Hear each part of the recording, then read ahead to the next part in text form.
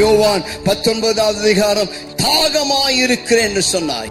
இயேசு கிறிஸ்து அந்த சராசரத்தையும் உருவாக்கின தேவனாயிருந்தாலும் அவர் பசியுள்ளவராய், நிர்வாணியாய், தாகமுள்ளவராய் சிலுவை மரத்திலே தொங்கினார்.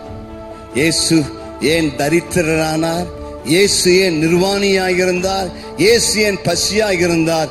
உன் பசியை போக்க, உன் பட்டினியை போக்க, உன் சாபத்தை போக்க, உன்னை ஆசீர்வதிக்க.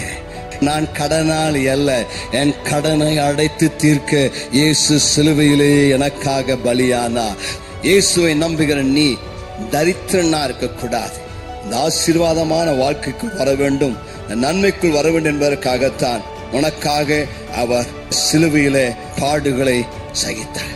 கர்த்தருக்கு மகிமை உண்டாவதாக.